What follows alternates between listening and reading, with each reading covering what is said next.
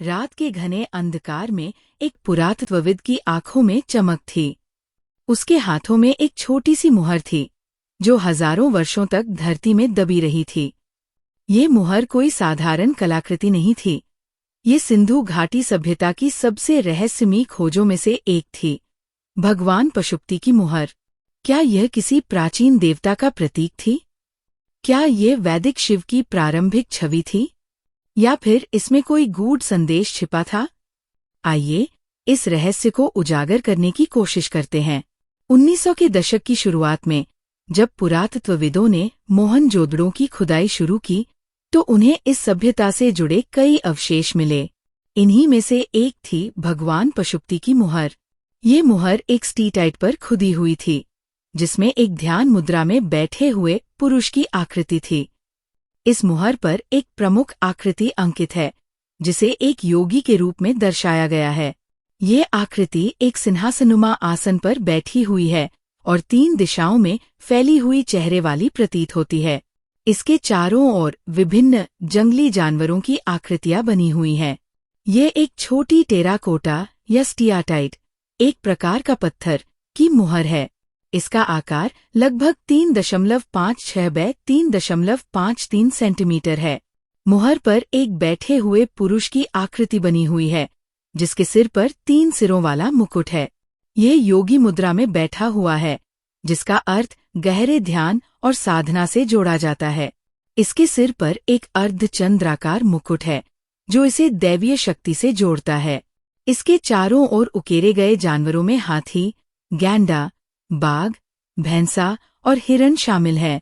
मुहर पर लेखन भी अंकित है, जिसे अब तक पूरी तरह समझा नहीं जा सका है। कई इतिहासकार और पुरातत्वविद मानते हैं कि यह आकृति भगवान शिव का प्रारंभिक रूप हो सकता है, जिन्हें पशुपति कहा जाता है, अर्थात सभी जीव जंतुओं के स्वामी। शिव अक्सर ध्यान की मुद्रा में बैठे हुए दिखाए जाते हैं, और इस मुहर की आकृति भी उसी प्रकार ध्यानरत है। आकृति एक सिंहासन या किसी ऊंचे स्थान पर बैठी हुई प्रतीत होती है। हाथी शक्ति और स्थिरता का प्रतीक माना जाता है। गैंडा रहस्यमयता और शक्ति का प्रतीक हो सकता है। बाघ क्रूरता और शक्ति को दर्शाता है। भैंसा उर्वरता और बल का प्रतीक है। हिरण शांति और प्रकृति से जुड़े होने का संकेत देता है। ये सभी जानवर शिव के विभिन्न रूपों से जुड़े हो सकते हैं।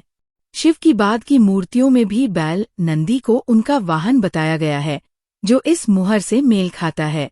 कुछ विद्वान इस आकृति को त्रिमुखी, 3 मुखों वाला मानते हैं, जबकि कुछ इसे 5 मुखों वाला भी बताते हैं।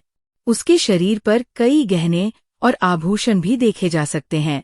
यह आकृति संभवतः एक शक्तिशाली देवता को दर्शाती है, जो पशुओं के स्वामी के रूप में पूजनीय रहा होगा। कई विद्वान इसे भगवान शिव के प्राचीन रूप पशुपति से जोड़ते हैं, जो हिंदू धर्म में पशुओं के स्वामी और योगी के रूप में पूजनीय हैं। शिव को भी अक्सर योग मुद्रा में बैठे हुए त्रिनेत्रधारी और पशुपालक देवता के रूप में दर्शाया जाता है। इस मुहर की आकृति की तुलना शिवलिंग और तंत्र मंत्र परंपराओं से भी की गई है।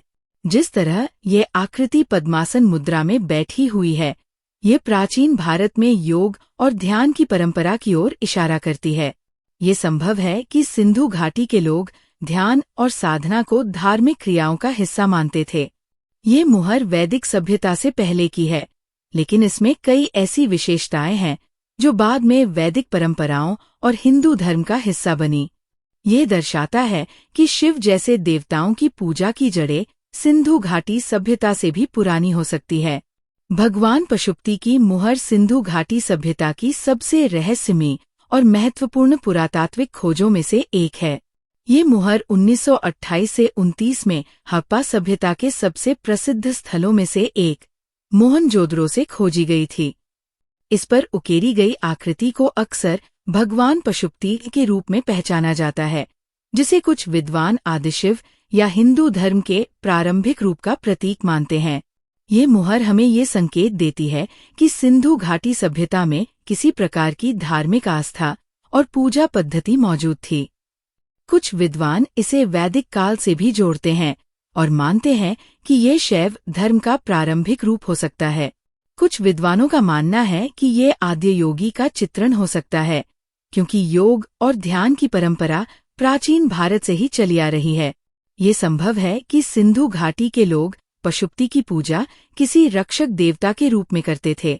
इस मुहर के चारों ओर लिखी गई लिपि अभी तक पूरी तरह समझी नहीं गई है, लेकिन इससे ये संकेत मिलता है कि इस सभ्यता की अपनी लिखित भाषा थी। ये मुहर न केवल प्राचीन भारत की धार्मिक और आध्यात्मिक धरोहर का प्रमाण है, बल्कि यह भी दर्शाती है कि सिंधु घाटी सभ्यता अत्यधिक विकसित और संगठित थी। ये प्रमाणित करती है कि उस समय संस्कृति, धर्म और सामाजिक व्यवस्था विकसित हो चुकी थी। योग और ध्यान की परंपरा हजारों साल पुरानी है, जो हिंदू धर्म की जड़ों को दर्शाती है। ये मुहर आज भी भारत के गौरवशाली अतीत का प्रमाण है और हमें हमारी प्राचीन धार्मिक परंपराओं की झलक दिखाती है। भगवान पशुपति की मुहर केवल एक कलाकृति नहीं, बल्कि भारत की धार्मिक और सांस्कृतिक विरासत का प्रतीक है। ये हमें बताती है कि हमारी जड़ें कितनी प्राचीन और समृद्ध है। ये मुहर इस बात का भी प्रमाण है कि सिंधु घाटी सभ्यता में पहले से ही ध्यान, योग और शक्ति की अवधारणा विकसित हो चुकी थी, जो आगे चलकर हिंदू धर्म का आधार बनी। अक्सर पूछे जाने वाले सवाल। क्वेश्चन: पशुपति मुहर कितनी पुरानी है? ये लगभग 4000 से 4500 साल पुरानी है और सिंधु घाटी सभ्यता 2600 से 1900 BCE की है। क्वेश्चन: क्या ये वास्तव में शिव की छवि है? कुछ विद्वानों का मानना है कि ये भगवान शिव के प्रारंभिक रूप पशुपति को दर्शाती है, लेकिन इस पर अभी भी शोध जारी है। क्वेश्चन: ये मुहर कहाँ मिली थी? ये पाकिस्तान के सिंध प्रांत में स्थित मोहनजोदड़ो से मिली थी। क्वेश्चन: इस पर कितने जानवर उकेरे गए हैं? इसमें हाथी, गैंडा, बाघ, भैंसा और हिरण, हिरनी जैसी आकृतियां उकेरी गई है। क्वेश्चन: क्या सिंधु घाटी सभ्यता के लोग हिंदू धर्म मानते थे? इसका कोई ठोस प्रमाण नहीं है, लेकिन कुछ पुरातत्वविदों का मानना है कि हिंदू धर्म की जड़ें सिंधु घाटी सभ्यता से जुड़ी हो सकती है। क्या ये वास्तव में शिव का प्रारंभिक रूप था, या फिर कोई और रहस्यमयी देवता? आपकी क्या राय है?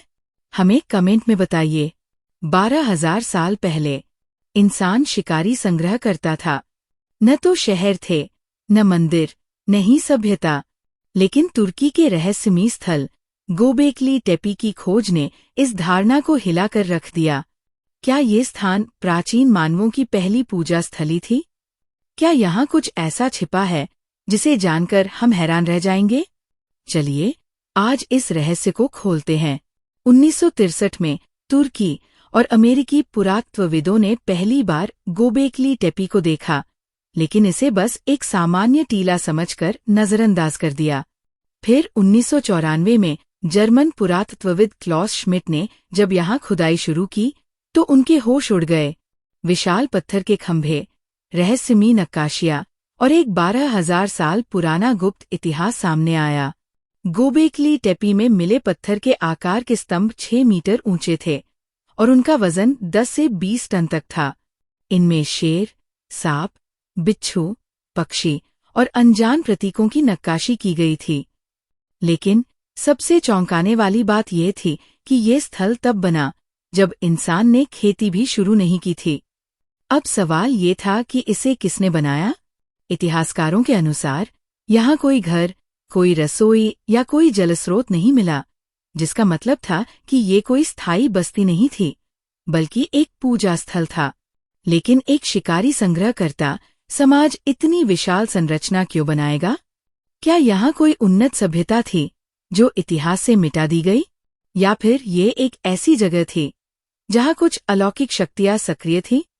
एक और रहस्य, इतनी भारी पत्थर की संरचनाओं को बिना किसी धातु के औजारों और पहिए की मदद के कैसे बनाया गया? क्या उन प्राचीन लोगों के पास ऐसी कोई तकनीक थी जिसे हम आज भी नहीं समझ पाए हैं, या फिर कोई ऐसी अज्ञात शक्ति इसमें शामिल थी जिसे हम आज भी खोज नहीं पाए? कुछ शोधकर्ताओं का मानना है कि गोबेकली टेपी को खगोलीय गणनाओं के आधार पर बनाया गया था। यहाँ के पत्थरों की स्थिति ऐसी है जैसे ये नक्षत्रों से जुड़ा हो। क्या यह कोई प्राचीन वेधशाला थी, या फिर ये वो स्थान था जहां इंसान ने पहली बार ब्रह्मांड को समझने की कोशिश की। लेकिन सबसे बड़ा रहस्य ये था कि लगभग 8000 ईसा पूर्व में इस पूरे स्थल को जानबूझकर मिट्टी और रेत से ढक दिया गया। पर क्यों? क्या इसे किसी ने छुपाया? क्या कोई भयंकर आपदा यहाँ आई थी? या फिर कोई ऐसा सच था जिसे भविष्य की पीढ़ियों से छिपाने की कोशिश की गई? ने इतिहासकारों की सोच को पूरी तरह बदल दिया। पहले ये माना जाता था कि सभ्यता का विकास तब हुआ जब इंसान ने खेती शुरू की।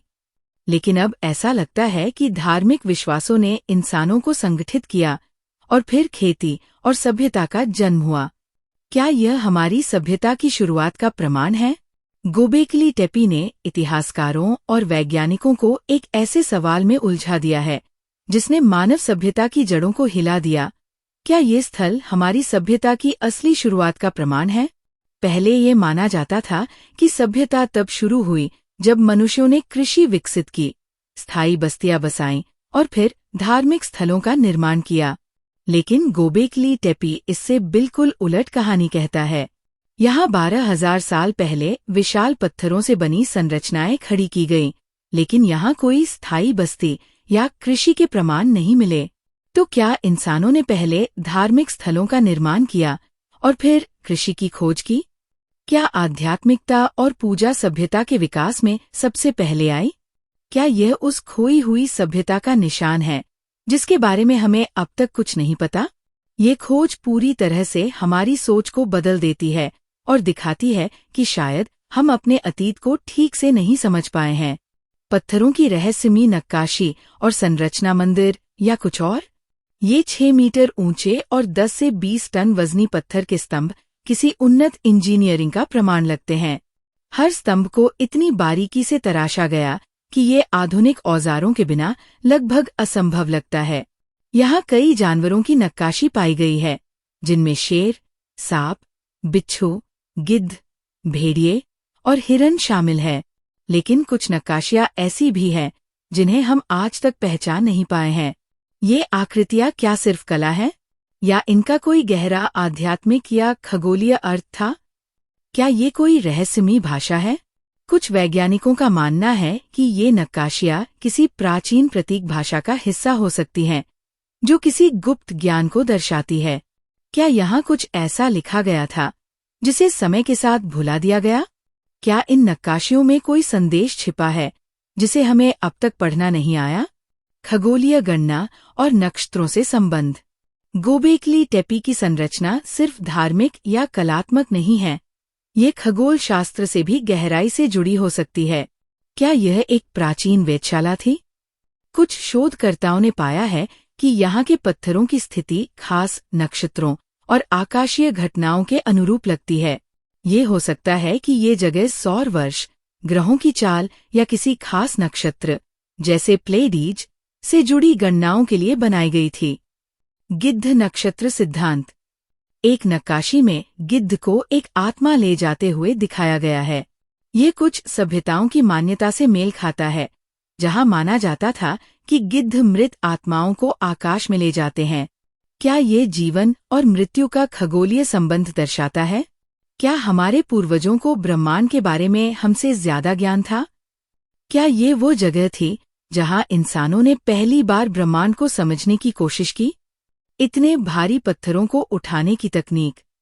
अब सबसे बड़ा सवाल, जब कोई पहिया नहीं था, कोई धातु के औजार नहीं थे और कोई पालतू जानवर मदद के लिए नहीं थे, तो फिर इन 10 से 50 टन वजनी पत्थरों को कैसे लाया और खड़ा किया गया?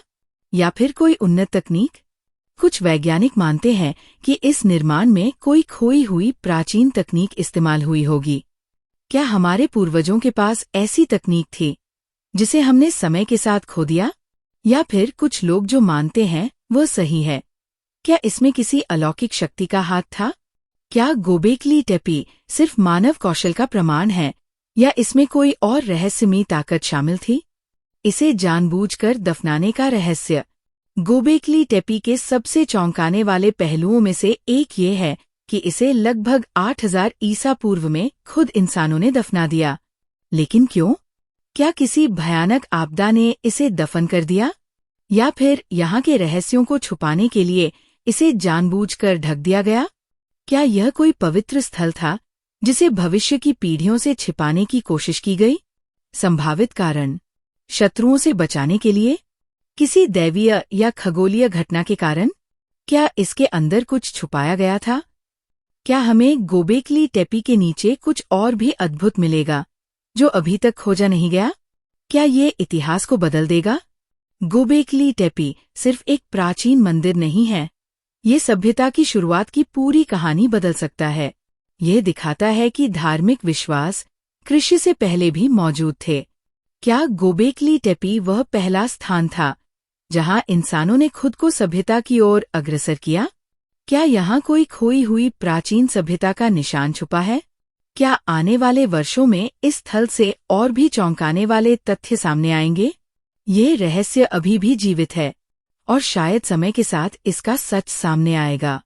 क्या ये मानवता का पहला मंदिर था या फिर यह किसी खोई हुई सभ्यता का अंतिम निशान? क्या इसमें और भी गहरे रहस्य छिपे हुए हैं? ये तो समय ही बताएगा। अगर आपको ये वीडियो पसंद आई हो तो लाइक, शेयर और कमेंट करें। क्या प्राचीन सभ्यताओं ने हमें संदेश भेजे थे? आज हम एक रहस्यमयी खोज की बात करेंगे जिसने इतिहासकारों और वैज्ञानिकों को हैरान कर दिया है। डोगो मूर्तियाँ। ये जापान की जोमोन सभ्यता की रहस्यमयी कृतियाँ हैं जो 10,000 साल से भी ज्यादा पुरानी हो सकती है।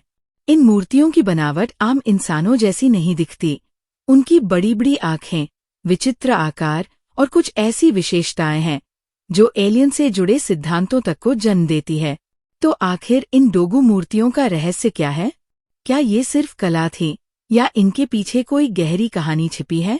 चलिए इस रहस्यमयी सफर की शुरुआत करते हैं। डोगो मूर्तियाँ जापान की जोमोन संस्कृति, जोमन कल्चर की रहस्यमयी कलाकृतियाँ हैं जो लगभग 14,000 ईसा पूर्व से 300 ईसा पूर्व के बीच बनाई गई थी। ये मिट्टी की बनी छोटी मूर्तियाँ हैं जिनका आकार आमतौर पर मानवीय होता है, लेकिन इनमें कुछ असामान्य और अलौकिक विशेषताएं पाई जाती है। इन मूर्तियों की असली उपयोगिता और उनका अर्थ अभी भी शोधकर्ताओं के लिए रहस्य बना हुआ है। डोगो मूर्तियों का ऐतिहासिक और सांस्कृतिक महत्व। डोगो मूर्तियाँ मुख्य रूप से जापान के विभिन्न पुरातात्विक स्थलों से प्राप्त हुई है। ये जोमोन युग की प्रमुख कलात्मक अभिव्यक्तियां मानी जाती हैं और प्राचीन जापानी समाज की धार्मिक, सांस्कृतिक और आध्यात्मिक धारणाओं को दर्शाती है। इन मूर्तियों का आकार विभिन्न प्रकार का हो सकता है, लेकिन अधिकांश में मानवीय आकृतियां होती है। इनके बड़े बड़े नेत्र, अलंकृत शरीर और रहस्यमयी डिजाइन इन्हें विशिष्ट बनाते हैं। डोगो मूर्तियों की विशेषताएं। अधिकांश डोगो मूर्तियां 10 से 30 सेंटीमीटर की होती हैं, लेकिन कुछ बड़ी मूर्तियां भी मिली है। ये आमतौर पर मिट्टी से बनी होती है और उन्हें हाथ से गढ़कर पकाया जाता था। डोगो मूर्तियों के शरीर आमतौर पर छोटे होते हैं, लेकिन उनके सिर बड़े और आंखें बहुत बड़ी होती है। कुछ मूर्तियां ऐसी दिखती है जैसे उन्होंने कोई विशेष परिधान या कवच पहन रखा हो। उनके चेहरे पर कुछ ऐसी विशेषताएं पाई गई हैं जो आधुनिक समय में एलियन, परग्रही की छवि जैसी लगती है। इन मूर्तियों पर जटिल नक्काशी और सजावट होती है, जिससे प्रतीत होता है कि ये किसी विशेष उद्देश्य के लिए बनाई गई होंगी। कुछ मूर्तियों के सिर पर हेलमेट जैसा आकार होता है, जबकि कुछ की आंखें गोल और उभरी हुई होती है। इन मूर्तियों का वास्तविक उद्देश्य अभी भी स्पष्ट नहीं है, लेकिन शोधकर्ताओं ने इनके उपयोग से संबंधित कई सिद्धांत प्रस्तुत किए हैं।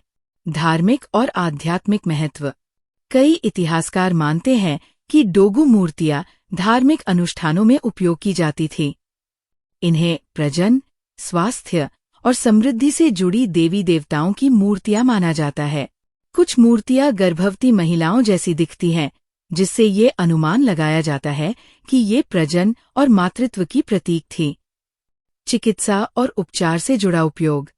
कुछ शोधकर्ताओं का मानना है कि ये मूर्तियां बीमारियों को दूर करने के लिए बनाई जाती थी। ऐसा माना जाता है कि जब कोई व्यक्ति बीमार पड़ता था तो एक डोगो मूर्ति बनाई जाती थी और फिर उसे तोड़कर बीमारी दूर करने का अनुष्ठान किया जाता था। खगोलीय और परग्रही, एलियन सिद्धांत। कुछ लोगों का मानना है कि डोगू मूर्तियां असल में प्राचीन जापानी लोगों के द्वारा देखे गए परग्रही एलियंस का प्रतिनिधित्व करती है। इनकी आंखें बहुत बड़ी होती हैं, जो आधुनिक विज्ञान कथा साइंस फिक्शन में दिखाए जाने वाले एलियंस जैसी लगती है। कुछ मूर्तियों का पहनावा अंतरिक्ष यात्रियों के हेलमेट जैसा प्रतीत होता है, जिससे ये विचार जन्म लेता है कि क्या जोमोन लोग किसी परग्रही सभ्यता के संपर्क में थे। डोगू मूर्तियों को उनकी बनावट और शैली के आधार पर 4 प्रमुख प्रकारों में वर्गीकृत किया जाता है। हार्ट शेप्ड डोगू, इनकी आंखें दिल के आकार की होती है और शरीर पर जटिल डिजाइन उकेरी होती है। गॉगल-आइड डोगू, इनकी आंखें बड़ी और गॉगल जैसी होती हैं, जिससे इन्हें एलियन थ्योरी से जोड़ा जाता है। हॉलो शोल्डर डोगू, इनमें कंधों के चारों ओर छिद्र होते हैं और शरीर का आकार अत्यधिक अलंकृत होता है। फ्लैट बॉडी डोगू, ये सबसे सरल होती है और इनमें शरीर सपाट होता है, जिन पर न्यूनतम सजावट होती है। जापान में 18,000 से अधिक डोगू मूर्तियां खोजी गई हैं, जिनमें से कुछ को राष्ट्रीय धरोहर घोषित किया गया है। कई शोधकर्ता इनकी बनावट और उद्देश्यों को लेकर अध्ययन कर रहे हैं। डोगू मूर्तियां न केवल जापान के प्राचीन इतिहास की महत्वपूर्ण धरोहर हैं, बल्कि ये आज भी दुनिया भर के पुरातत्वविदों और इतिहास प्रेमियों के लिए एक रहस्य बनी हुई है। डोगू मूर्तियां जोमोन काल की सबसे रहस्यमयी और आकर्षक कलाकृतियां हैं। इनकी अनोखी आकृति और उद्देश्य को लेकर अभी भी शोध चल रहा है, चाहे ये धार्मिक प्रतीक हों, चिकित्सा अनुष्ठानों का हिस्सा हों या फिर किसी परग्रही सभ्यता के प्रमाण हों। ये मूर्तियां जापान की प्राचीन सभ्यता की उन्नत कलात्मक और सांस्कृतिक समझ को दर्शाती है। डोगू मूर्तियों का अध्ययन हमें ये समझने में मदद करता है कि हजारों साल पहले के लोग कैसे रहते थे, क्या मान्यताएं रखते थे और वे किस तरह की कला और आध्यात्मिकता को महत्व देते थे। क्या आपको लगता है कि डोगू मूर्तियां सिर्फ धार्मिक मूर्तियां थीं या इनमें कुछ और रहस्य छिपे हैं? अपनी राय कमेंट में बताइए। 1930 के दशक में एक छोटे विमान का पायलट दक्षिणी पेरू के ऊपर उड़ान भर रहा था। जैसे ही उसने नीचे रेगिस्तान की ओर देखा, उसे अपनी आंखों पर यकीन नहीं हुआ। वहां विशालकाय रेखाएं बनी हुई थीं, कुछ सीधे रास्तों की तरह तो कुछ जटिल आकृतियों में फैली हुईं। ये आकृतियां इतनी विशाल थीं कि उन्हें केवल ऊपर से ही देखा जा सकता था।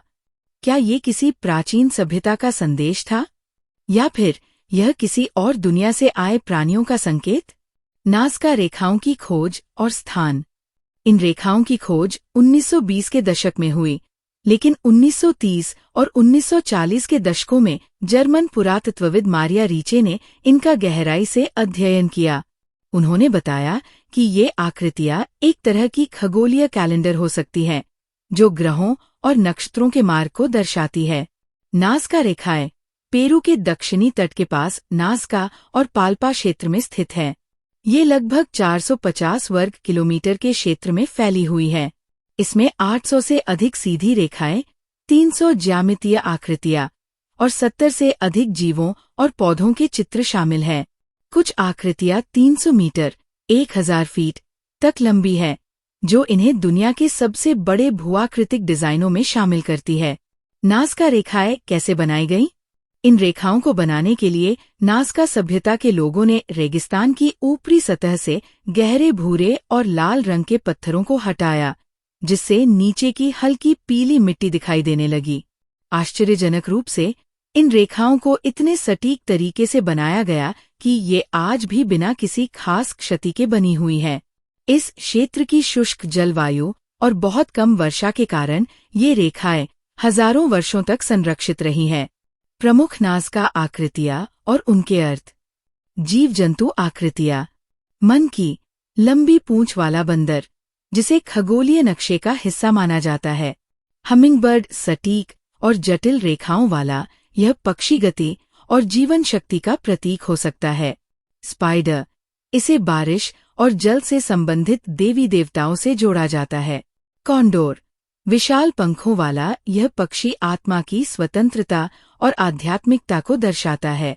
व्हेल, महासागरीय शक्ति और जीवन के स्रोत का प्रतीक है। ज्यामितीय डिजाइन, त्रिभुज और समांतर रेखाएं। कुछ विशेषज्ञों का मानना है कि ये प्राचीन मार्गों या धार्मिक अनुष्ठानों का हिस्सा हो सकते हैं।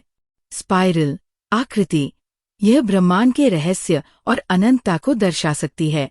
रहस्यमय आकृति, दी एस्ट्रोनॉट, ये सबसे रहस्यमय आकृति है जिसमें एक मानव जैसी आकृति बनी हुई है। इसका सिर बहुत बड़ा और गोल है जो आधुनिक अंतरिक्ष यात्रियों की तरह दिखता है। कुछ शोधकर्ताओं का मानना है कि ये एलियन या बाहरी सभ्यता से संपर्क का प्रतीक हो सकता है। नाज़का रेखाओं के संभावित उद्देश्य, खगोलीय कैलेंडर सिद्धांत।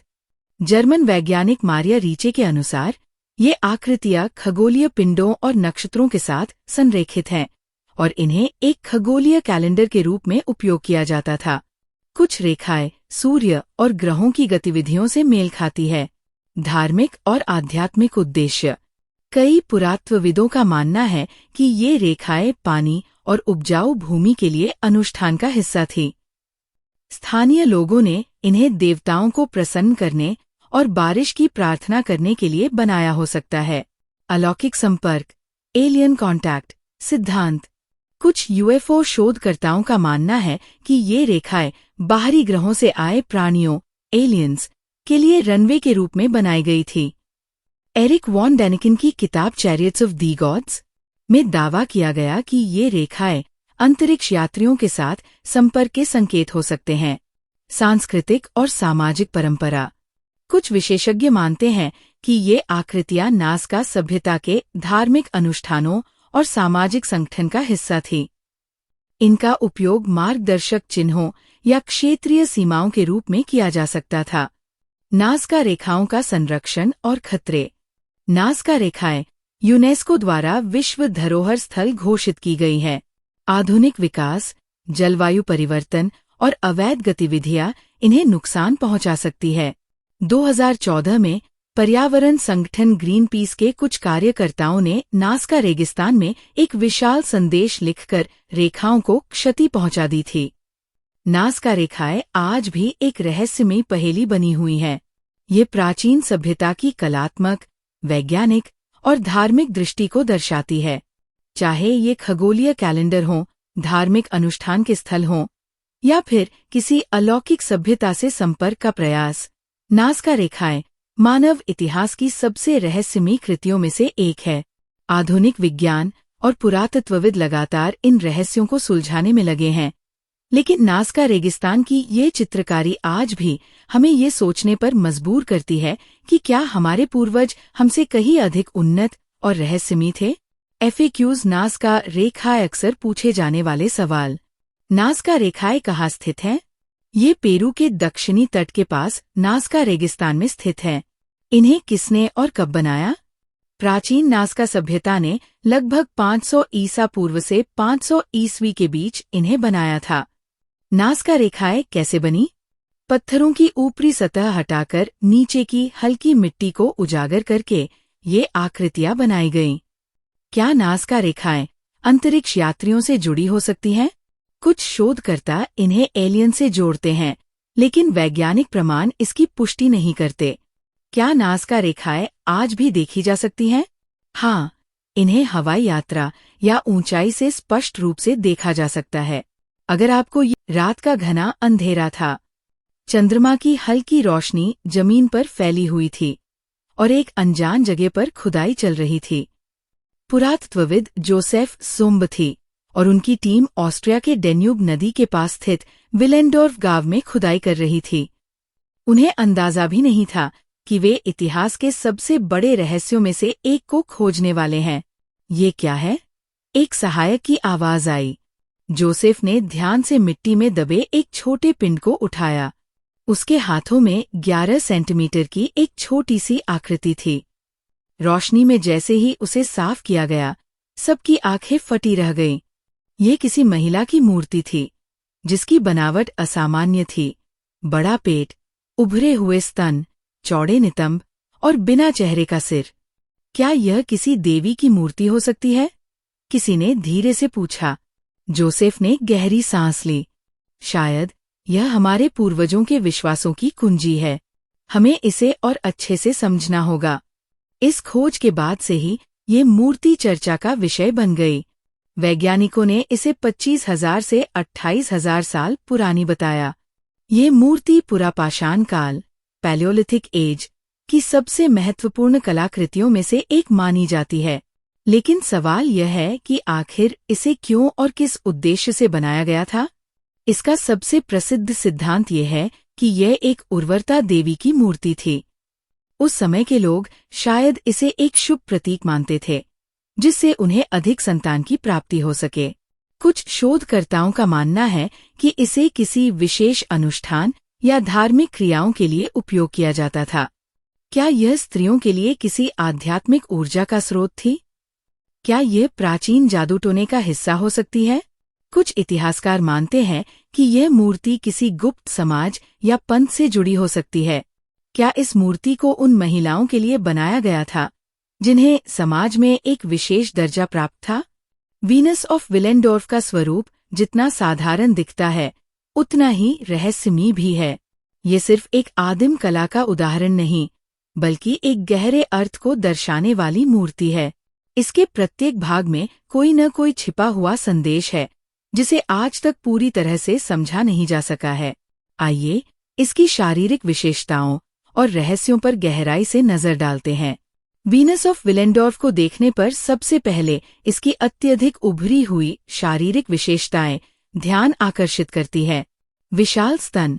इस मूर्ति के स्तन असामान्य रूप से बड़े हैं, जिससे यह प्रतीत होता है कि इसे स्त्रीत्व और मातृत्व के प्रतीक के रूप में गढ़ा गया होगा।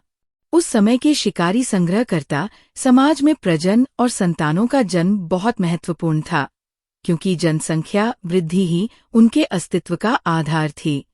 उभरा हुआ पेट। इस मूर्ति का पेट भी उभरा हुआ है, जिसे कई विद्वानों ने गर्भावस्था से जोड़ा है। ऐसा माना जाता है कि यह एक गर्भवती स्त्री की मूर्ति हो सकती है, जो प्रजनन और जीवन की निरंतरता का प्रतीक हो। चौड़े नितंब। नितंबों का बड़ा होना यह दर्शा सकता है कि ये स्त्री एक समृद्ध समाज की प्रतीक थी, जहां महिलाओं की उर्वरता और पोषण क्षमता को अत्यधिक महत्व दिया जाता था। छोटे और पतले हाथ। इस मूर्ति में हाथों को बहुत छोटा और शरीर से चिपका हुआ दिखाया गया है। ऐसा लगता है कि मूर्तिकार ने स्त्री की शरीर रचना और प्रजनन विशेषताओं को प्राथमिकता दी, न कि हाथों की। इन सभी विशेषताओं को देखकर लगता है कि इस मूर्ति का मुख्य उद्देश्य महिला की प्रजनन शक्ति, मातृत्व और जीवनदायिनी शक्ति का सम्मान करना था। इस मूर्ति में एक और चौंकाने वाली बात यह है कि इसमें कोई चेहरा नहीं है। आमतौर पर जब किसी मूर्ति को बनाया जाता है, तो उसकी सबसे महत्वपूर्ण विशेषता उसका चेहरा होता है, क्योंकि यह उसकी पहचान दर्शाता है। लेकिन वीनस ऑफ विलेंडोर्फ में कोई आँख, नाक या मुंह नहीं बनाया गया। क्या यह मूर्तिकार की सीमित क्षमता के कारण था? शायद नहीं, क्योंकि अन्य पुरापाषाणकालीन मूर्तियों में चेहरे की नक्काशी देखी गई है। एक सिद्धांत ये कहता है कि ये मूर्ति किसी विशिष्ट व्यक्ति का प्रतिनिधित्व नहीं करती, बल्कि ये स्त्रीत्व और उर्वरता का एक आदर्श प्रतीक थी। कुछ विद्वानों का मानना है कि बिना चेहरे की ये मूर्ति एक सार्वभौमिक माँ देवी का प्रतीक हो सकती है, जो पूरी मानवता की माता का प्रतिनिधित्व करती है।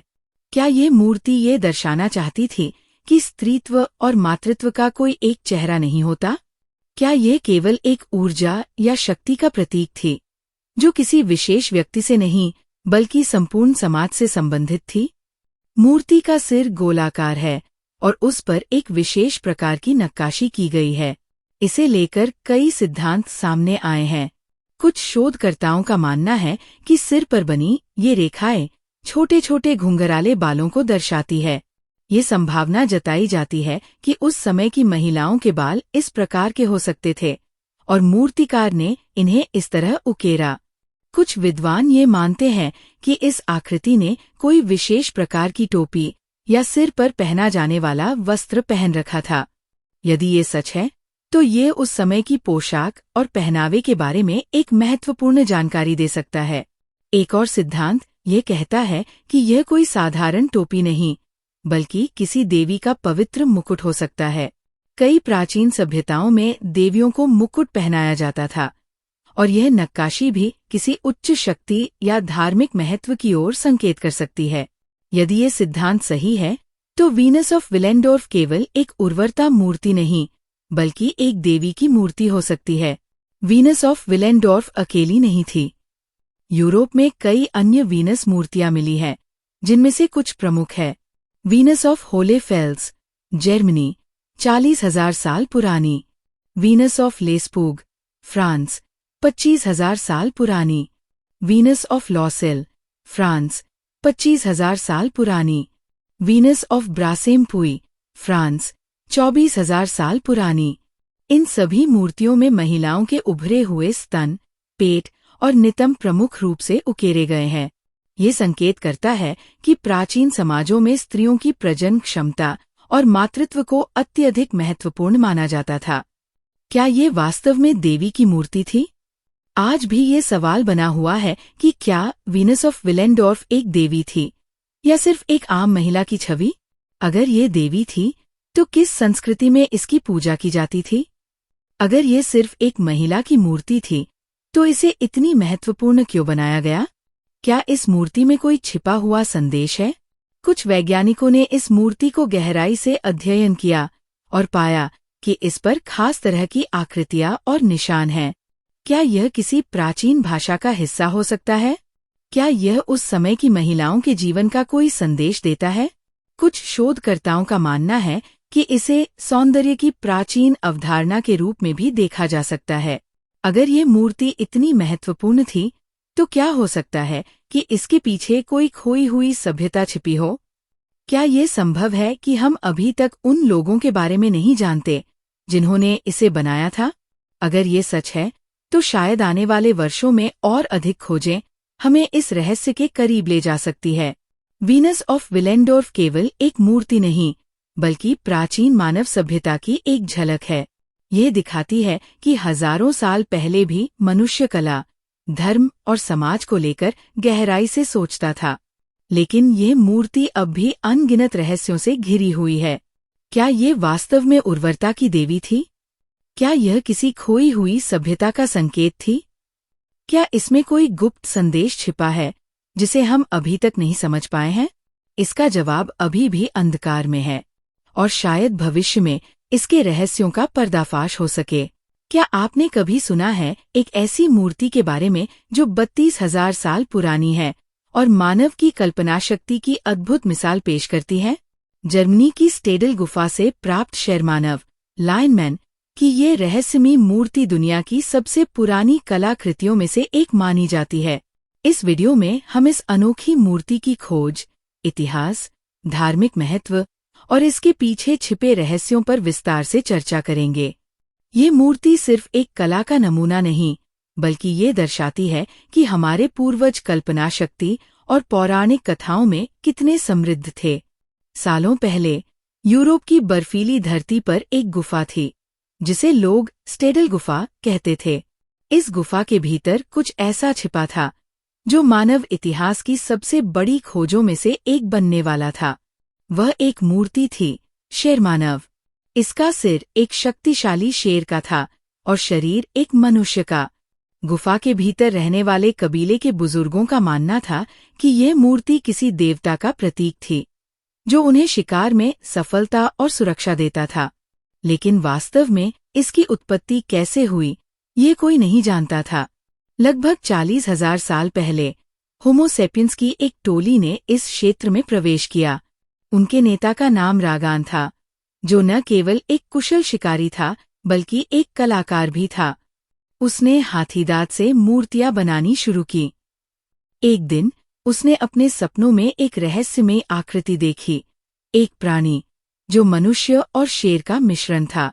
रागान ने अपने कबीले से कहा, ये कोई साधारण सपना नहीं था, ये एक संकेत है, हमें इस देवता की मूर्ति बनानी होगी। और फिर उसने अपनी धारदार पत्थर की छेनी उठाई और एक विशाल हाथीदांत को तराशना शुरू किया। रागान ने कई महीनों तक मेहनत की। उसने शेर के शक्तिशाली जबड़े, उसकी गहरी आंखें और मनुष्य जैसी काया को बड़ी बारीकी से गढ़ा। ये न केवल एक मूर्ति थी, बल्कि ये कबीले के विश्वास का प्रतीक भी बनने लगी। लोग इस मूर्ति के चारों ओर इकट्ठा होकर प्रार्थना करने लगे और इसे अपनी सुरक्षा का रक्षक मानने लगे। मूर्ति के निर्माण के बाद कबीले में कई चमत्कारी घटनाएं होने लगीं। शिकार अधिक सफल होने लगा, लोग कम बीमार पड़ने लगे और शत्रु कबीले भी उनसे डरने लगे। कबीले के बुजुर्गों ने इसे शेरमानव की कृपा माना। लेकिन हर शक्ति के साथ एक जिम्मेदारी भी आती है। जैसे जैसे मूर्ति की प्रतिष्ठा बढ़ी, वैसे वैसे इसे लेकर लालच और संघर्ष भी शुरू हो गया। कबीले में एक शिकारी था गोरन, जिसे लगता था कि वह रागान से बेहतर नेता बन सकता है। उसने कुछ लोगों को अपने पक्ष में कर लिया और एक रात, जब पूरा कबीला गहरी नींद में था, उसने मूर्ति को चुराने की योजना बनाई। गोरन और उसके समर्थक मूर्ति को लेकर भाग निकले, लेकिन जैसे ही वे गुफा से बाहर निकले, एक भीषण तूफान आया और बिजली गिरने लगी। गोरन घबराया और मूर्ति को बचाने के लिए दौड़ा, लेकिन तभी वह एक गहरी खाई में गिर गया। शेष कबीले के लोग मूर्ति को वापस लाने में सफल रहे, लेकिन गोरन का नाम हमेशा के लिए एक विश्वासघाती के रूप में जाना गया। समय बीतता गया और धीरे धीरे ये मूर्ति एक पवित्र वस्तु से अधिक एक रहस्य बन गई। कबीले के अंतिम पीढ़ी के लोग इसे सुरक्षित रखने के लिए इसे गुफा के गहरे अंधकार में छिपा गए। फिर एक दिन वे सभी गायब हो गए। कोई नहीं जानता कि वे कहाँ गए। केवल मूर्ति बची रही, हजारों सालों तक मिट्टी और समय की धूल में दबी रही। 1939 में पुरातत्वविदों की एक टीम ने स्टेडल गुफा की खुदाई शुरू की। वे इस बात से अनजान थे कि वे क्या खोजने वाले हैं। जैसे ही उन्होंने खुदाई की, उन्हें कुछ टूटी हुई हड्डियां, उपकरण और फिर हाथी दांत की एक मूर्ति मिली। यह शेरमानव था, जो हजारों साल बाद फिर से प्रकाश में आया था। ये खोज न केवल पुरातत्व के लिए, बल्कि पूरे मानव इतिहास के लिए क्रांतिकारी थी। ये प्रमाण था कि 40,000 साल पहले के लोग न केवल शिकार करते थे, बल्कि उनकी कल्पना शक्ति भी उतनी ही विकसित थी जितनी आज के इंसानों की। आज ये मूर्ति जर्मनी के उल्म म्यूजियम में रखी हुई है। यह एक संकेत है कि मानव हमेशा से कहानी कहने वाला प्राणी रहा है। ये मूर्ति केवल पत्थर और हड्डियों की नहीं, बल्कि विश्वास, कल्पना और सभ्यता के विकास की एक प्रतीक है। शेरमानव की कथा हमें ये सिखाती है कि कल्पना शक्ति ही वह शक्ति है जिसने मानवता को हमेशा आगे बढ़ाया है। अगर आपको इतिहास, पुरातत्व और पौराणिक कथाएं पसंद हैं, तो इस वीडियो को अंत तक जरूर देखें और हमें बताएं कि आपको शेरमानव की ये रहस्यमयी कहानी कैसी लगी। पश्चिम अफ्रीका के घने जंगलों में, जहां सूरज की रोशनी पेड़ों की ऊंची ऊंची डालियों से छनकर नीचे गिरती थी, वहीं एक हरी भूरी चमड़ी वाला चतुर बंदर रहता था। उसका नाम था कोबा। कोबा सिर्फ एक साधारण ग्रीन मंकी नहीं था, वह अपनी बुद्धिमत्ता और नेतृत्व क्षमता के कारण पूरे झुंड में प्रसिद्ध था। ये कहानी उसी कोबा की है, जिसने न केवल अपने झुंड को बचाया, बल्कि पूरे जंगल में अपनी पहचान बनाई। कोबा का जन्म एक घने जंगल में हुआ था। उसकी माँ, नारा, अपने झुंड की सबसे चतुर मादाओं में से एक थी। वह जानती थी कि जंगल में जीवित रहना आसान नहीं था, खासकर जब चारों ओर बाज, तेंदुए और इंसानों का खतरा मंडरा रहा हो। जन्म के कुछ ही महीनों बाद कोबा को अपने पहले खतरे का सामना करना पड़ा। एक दिन जब उसकी माँ उसे खाने की तलाश में छोड़ गई थी, तभी एक विशाल बाज झुंड के ऊपर मंडराने लगा। छोटे बंदर भयभीत होकर इधर उधर भागने लगे, लेकिन कोबा ने अपनी सूझबूझ का परिचय दिया। उसने पास की घनी झाड़ियों में जाकर छिपने का निर्णय लिया। जैसे ही बाज झपट्टा मारने आया, कोबा पहले ही झाड़ी के अंदर सुरक्षित था। ये उसकी पहली जीत थी। जैसे जैसे कोबा बड़ा हुआ, उसने जंगल की हर बारीकी को समझना शुरू कर दिया। उसने सीखा कि शिकारियों से कैसे बचा जाए, कौन से फल जहरीले होते हैं और कैसे अपने झुंड के साथ संवाद किया जाए। हरी बंदरों की विशेषता थी कि वे एक दूसरे से अलग अलग ध्वनियों के जरिए संवाद कर सकते थे। उदाहरण के लिए, अगर कोई बाज दिखता तो वे एक खास आवाज निकालते, और अगर कोई तेंदुआ दिखता तो दूसरी। कोबा ने जल्दी ही इन आवाजों को समझ लिया और अपने झुंड के लिए एक कुशल प्रहरी बन गया। उसका सबसे अच्छा दोस्त था टैमी, जो कोबा की ही उम्र का था। दोनों ने मिलकर जंगल की हर चुनौतियों का सामना किया। एक दिन जब उनका झुंड नदी किनारे पानी पीने गया, तो अचानक एक मगरमच्छ ने हमला कर दिया। बाकी बंदर इधर-उधर भागने लगे, लेकिन कोबा और टैमी ने एक पेड़ की ऊंची डाली पर चढ़कर स्थिति को देखा और झुंड को सही दिशा में भागने के लिए संकेत दिए। समय बीतता गया और कोबा का झुंड मजबूत होता गया, लेकिन जंगल में एक नया संकट आया, मनुष्यों का अतिक्रमण। कुछ शिकारी बंदरों को पकड़कर बेचने लगे। एक रात जब झुंड सो रहा था, तभी अचानक कुछ इंसान जंगल में घुस आए। उन्होंने जाल बिछाकर कई बंदरों को पकड़ लिया, जिनमें टैमी भी शामिल था। कोबा ने देखा कि उसके दोस्त को एक पिंजरे में डाल दिया गया है और इंसान उसे लेकर जा रहे हैं। कोबा ने अपने बाकी झुंड को इकट्ठा किया और एक योजना बनाई।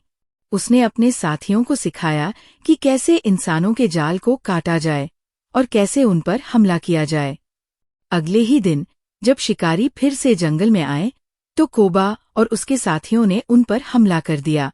कुछ बंदरों ने उनकी रस्सियां काट दी, कुछ ने उनके सामान को गिरा दिया और आखिरकार टैमी और बाकी बंदरों को बचा लिया गया। इस घटना के बाद कोबा पूरे झुंड का नायक बन गया। उसकी समझदारी और साहस ने उसे झुंड का नेता बना दिया। समय के साथ कोबा ने ये भी सीखा कि कैसे जंगल को बचाया जाए। उसने अन्य जानवरों के साथ सहयोग किया और इंसानों से बचने के नए तरीके निकाले। उसकी योजना के कारण शिकारी जंगल से दूर रहने लगे और हरी बंदरों की आबादी फिर से बढ़ने लगी। कोबा ने अपने झुंड को न केवल सुरक्षित रखा, बल्कि पूरे जंगल को एक नई दिशा दी। उसकी कहानियां पीढ़ी दर पीढ़ी सुनाई जाने लगीं। आज भी जब हरी बंदरों का झुंड किसी खतरे से बचता है, तो कहा जाता है कि कोबा की आत्मा अब भी उनकी रक्षा कर रही है। ग्रीन मंकी वास्तव में एक प्राइमेट प्रजाति है, जिसे वैज्ञानिक रूप से क्लोरोसबस सैबियस कहा जाता है। यह वर्वेट मंकी प्रजाति का एक प्रकार है और मुख्य रूप से पश्चिम अफ्रीका में पाया जाता है। ग्रीन मंकी की विशेषताएं: इसका शरीर आमतौर पर हरी भूरे रंग का होता है, जिससे इसका नाम हरी बंदर पड़ा। इसका चेहरा काला होता है, जो सफेद बालों से घिरा रहता है। औसतन इसकी लंबाई 40 से 60 सेंटीमीटर तक होती है और इसकी पूंछ शरीर से भी लंबी होती है। ये बंदर मुख्य रूप से पश्चिम अफ्रीका में पाए जाते हैं, खासतौर पर सावन्ना, जंगलों और झाड़ियों में। ये अक्सर नदी किनारे के क्षेत्रों में भी देखे जाते हैं। ये सामाजिक जानवर हैं और बड़े समूहों में रहते हैं। ये दिनचर होते हैं, यानी दिन में सक्रिय रहते हैं और रात को आराम करते हैं। इनका आपस में संकेतों और ध्वनियों के माध्यम से संवाद बहुत उन्नत माना जाता है। ये सर्वाहारी होते हैं। ये फल, पत्तियां, फूल, बीज, कीड़े और छोटे जीव खाते हैं। कभी कभी ये खेतों में जाकर फसलें भी खा लेते हैं, जिससे किसान इनसे परेशान रहते हैं। इनके मुख्य शिकारी हैं बाज, चीते, शेर और बड़े सांप। कुछ क्षेत्रों में इंसान भी इनका शिकार करते हैं। ये प्रजाति अभी संकटग्रस्त नहीं है, लेकिन जंगलों की कटाई और शिकार के कारण इनकी संख्या कुछ जगहों पर घट रही है। कोबा की ये कहानी हमें सिखाती है कि बुद्धिमत्ता, नेतृत्व और साहस से किसी भी खतरे को टाला जा सकता है। हमें भी कोबा से सीखकर अपने जंगलों और पर्यावरण की रक्षा करनी चाहिए। अगर आपको ये कहानी पसंद आई, तो वीडियो को लाइक करें, शेयर करें और चैनल को सब्सक्राइब करना न भूलें। क्या आपने कभी सोचा है कि 5000 साल पहले की एक छोटी सी मूर्ति में कौन सा रहस्य छुपा हो सकता है? मोहनजोदाड़ो की नृत्यांगना ये सिर्फ एक कला का नमूना नहीं, बल्कि एक ऐसे रहस्य की गवाह है जो आज भी इतिहास की परतों में दफन है। क्या ये मूर्ति किसी गुप्त अनुष्ठान का हिस्सा थी? क्या इसमें कोई प्राचीन शक्ति समाहित थी? ये मूर्ति केवल धातु से बनी आकृति नहीं, बल्कि उस समय की कला, विज्ञान और संस्कृति का एक ऐसा रहस्य है जिसे आज तक कोई पूरी तरह समझ नहीं सका। इस वीडियो में हम जानेंगे इस रहस्यमयी मूर्ति के बारे में, जो इतिहास की सबसे बड़ी पहेलियों में से एक बनी हुई है। तो बने रहिए हमारे साथ और इस अनसुलझे रहस्य की परतें खोलते हैं। साल 1926, एक रहस्य से भरा पल। ब्रिटिश पुरातत्वविद अर्नेस्ट मैके के नेतृत्व में पुरातत्वविदों की एक टीम ने मोहनजोदाड़ो की खुदाई शुरू की। मिट्टी की परतों को हटाते ही प्राचीन गलियां, विशाल भवन और रहस्यमयी संरचनाएं सामने आने लगी। हर कदम पर इतिहास खुद को उजागर कर रहा था। लेकिन तभी एक चमकता हुआ धातु का टुकड़ा मिला। क्या यह बस एक साधारण धातु थी या किसी भूले बिसरे रहस्य की पहली कड़ी? टीम ने और गहराई से खुदाई की, धूल का पर्दा हटा और एक अप्रत्याशित खोज, एक रहस्यमयी आकृति, एक नृत्य करती हुई कांस्य मूर्ति। ये मूर्ति एक आवासीय क्षेत्र से मिली, जो दर्शाता है कि ये आम लोगों के बीच प्रसिद्ध थी। लेकिन इसके चेहरे पर एक अलग ही रहस्य था, एक खोए हुए समय की कहानी। सवाल उठता है, क्या ये सिर्फ एक साधारण मूर्ति थी या इसके पीछे छुपा था कोई गहरा रहस्य? क्या ये प्राचीन अनुष्ठानों का हिस्सा थी? क्या ये किसी अनदेखी शक्ति का प्रतीक थी? क्या ये एक ऐसा संदेश था, 10.8 सेंटीमीटर ऊंची, कांस्य से बनी, परंतु इसका आकार छोटा होने के बावजूद इसकी मौजूदगी भारी प्रभाव छोड़ती है। एक हाथ कमर पर, दूसरा लटकता हुआ। ये मुद्रा क्या केवल नृत्य का प्रतीक थी या कुछ और? बालों की अनोखी शैली, कलाई तक पहनी हुई चूड़ियां, क्या ये किसी उच्च वर्ग की महिला थी या किसी गुप्त संप्रदाय से जुड़ी? वैज्ञानिक परीक्षणों से पता चला कि इसे लॉस्ट वैक्स कास्टिंग तकनीक से बनाया गया था, जो अपने समय की उन्नत धातु ढलाई तकनीक थी। लेकिन सवाल यह है, इस तकनीक को इतनी प्राचीन सभ्यता में कौन सिखा गया? क्या यह सिर्फ एक नर्तकी थी या वास्तव में किसी देवी की मूर्ति? क्या इसे किसी धार्मिक अनुष्ठान में उपयोग किया जाता था? क्या यह किसी खोए हुए पंथ का प्रमाण थी? कुछ विद्वानों का मानना है कि यह मूर्ति संपत्ति, शक्ति और स्त्री स्वतंत्रता का प्रतीक हो सकती है। अगर यह केवल एक नर्तकी थी, तो इसके रूप में इतनी ताकत क्यों महसूस होती है? हड़प्पा सभ्यता में कला और नृत्य का गहरा संबंध था। लेकिन क्या यह नृत्य मात्र मनोरंजन था या किसी जादू का हिस्सा? कुछ विद्वानों का मानना है कि प्राचीन संस्कृतियों में नृत्य को ऊर्जा प्रवाह और आध्यात्मिक उद्देश्यों के लिए प्रयोग किया जाता था। क्या ये नृत्यांगना किसी गुप्त विद्या से जुड़ी थी? क्या ये किसी छिपे हुए संस्कार का हिस्सा थी? क्या ये मूर्ति किसी खोई हुई सभ्यता का संकेत है? मोहनजोदाड़ो की नृत्यांगना सभ्यता के पतन से पहले की संस्कृति का प्रतीक हो सकती है। हो सकता है कि ये मूर्ति उन गूढ़ रहस्यों को समेटे हो जो इतिहास की किताबों से मिटा दिए गए। क्या ये सभ्यता अपने साथ कोई शक्ति छुपाए हुए थी? क्या ये मूर्ति किसी रहस्यमयी संदेश का प्रतीक है? आज भी ये मूर्ति नई दिल्ली के राष्ट्रीय संग्रहालय में सुरक्षित रखी गई है, लेकिन इसका रहस्य आज भी इतिहासकारों और शोधकर्ताओं को चुनौती देता है। क्या ये सिर्फ एक नर्तकी थी या ये किसी प्राचीन शक्ति का प्रतीक? धातु विज्ञानियों की राय, वैज्ञानिक कार्बन डेटिंग और अन्य विधियों से इसकी आयु लगभग 2500 ईसा पूर्व आकी गई है। धातु विज्ञानियों के अनुसार इस मूर्ति का निर्माण कांस्य से हुआ है, जो तांबे, कॉपर और टिन का मिश्रण होता है। न्यूनतम अपक्षय, वेदरिंग के बावजूद मूर्ति का संरक्षण उत्कृष्ट है, जो ये दर्शाता है कि सिंधु सभ्यता के लोगों को धातु संरचना और संरक्षण का अच्छा ज्ञान था। वैज्ञानिकों ने पाया है कि इस मूर्ति की सतह पर उंगलियों के निशान नहीं हैं, जिससे यह स्पष्ट होता है कि इसे ढलाई प्रक्रिया के दौरान पूरी तरह से चिकना और परिष्कृत किया गया था। मानव विज्ञानियों और इतिहासकारों की राय, शरीर की मुद्रा और पहनावा, एक हाथ कमर पर और दूसरा नीचे की ओर लटकता हुआ, ये मुद्रा आत्मविश्वास और नृत्य से जुड़ी लगती है। मूर्ति नग्न अवस्था में है और उसकी कलाई पर कई चूड़ियां हैं, जो इंगित करता है कि हड़प्पा काल की स्त्रियां आभूषण पहनने की शौकीन थी।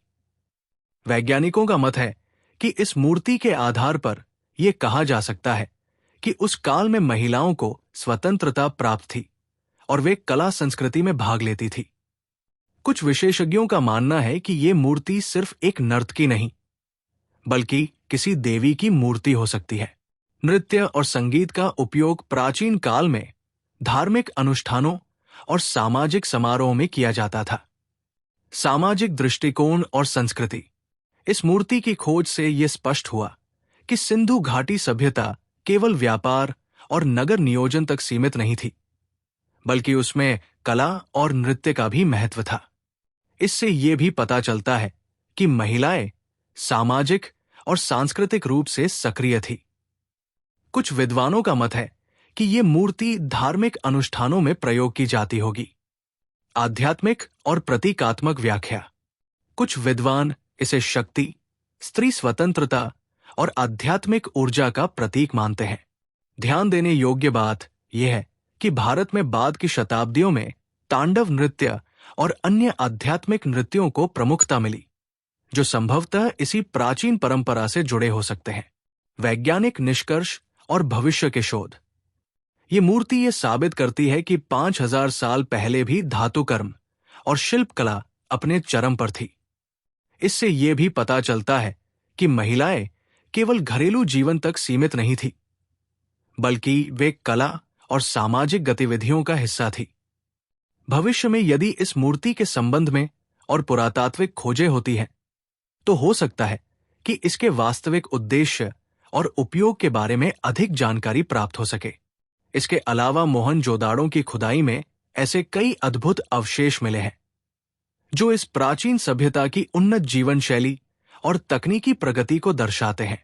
ग्रेट बाथ, स्नानागार या आध्यात्मिक केंद्र, पक्की ईंटों से बना जलाशय, क्या ये सिर्फ जल शुद्धिकरण के लिए था या यहां कोई गुप्त अनुष्ठान होते थे? उन्नत जल निकासी तंत्र, क्या ये शहर जल प्रबंधन में इतना कुशल था या इसके पीछे कोई और रहस्य छिपा था? विशाल अनाज कोठार, समृद्धि का प्रतीक या कुछ और? भव्य भंडारण संरचना, क्या ये केवल अनाज संग्रहण के लिए थी या ये एक प्राचीन व्यापारिक केंद्र था? क्या इसके जरिए कोई शक्ति शासन कर रही थी? जल निकासी और उन्नत नगर योजना, हर घर में पाइपलाइन और स्नानघर, क्या 5000 साल पहले इतनी उन्नत योजना संभव थी? क्या हमारे पूर्वज हमसे कहीं ज्यादा उन्नत थे? रहस्यमयी मुहरें, देवता या अनदेखे संकेत, हजारों रहस्यमयी मुहरें, जिनमें सबसे प्रसिद्ध पशुपति शिव की मुहर है। क्या यह भगवान शिव का प्रारंभिक रूप था या कोई अनदेखा संदेश? मूर्तियां कला या शक्ति का प्रतीक। पुरोहित राजा की मूर्ति, क्या यह सिर्फ एक राजा था या कोई शक्तिशाली रहस्यमयी शासक? क्या यह सभ्यता किसी अदृश्य सत्ता के अधीन थी? प्राचीन खिलौने, बच्चों के मनोरंजन का प्रमाण या कोई सांकेतिक संदेश? मिट्टी और तांबे के खिलौने, गाड़ियों के मॉडल और जानवरों की आकृतियां, क्या ये सिर्फ बच्चों के लिए थे या इनमें कोई छिपा हुआ अर्थ था? कंकाल और युद्ध के संकेत, हजारों साल पुराने कंकाल जिनमें विसंगतियां, क्या ये कोई प्राकृतिक आपदा थी या इस शहर पर हुआ था कोई विनाशकारी हमला? हप्पा लिपि, एक ऐसा रहस्य जिसे कोई नहीं पढ़ सका। सैकड़ों चिन्ह, लेकिन आज तक कोई इसे समझ नहीं सका। क्या ये एक गुप्त भाषा थी जिसे जानबूझकर छिपाया गया था? मोहनजोदाड़ो का असली सच क्या है? क्या ये कोई खोई हुई तकनीक थी? क्या हमें कभी हप्पा लिपि पढ़ने की कुंजी मिलेगी?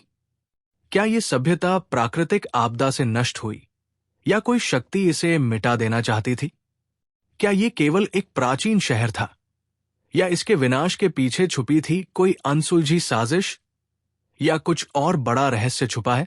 एक गुमशुदा सभ्यता, अनसुलझे सवाल और एक ऐसा रहस्य जो 5000 साल बाद भी जिंदा है। क्या इस रहस्य को सुलझाने वाला अगला व्यक्ति आप हो सकते हो? अगर आपको यह कहानी रोमांचक लगी तो लाइक करो, कमेंट करो और अपनी राय हमारे साथ साझा करो। नई रोचक जानकारियों के लिए चैनल को सब्सक्राइब करें और बेल आइकन दबाएं। अपनी राय और थ्योरीज कमेंट में बताना न भूलें।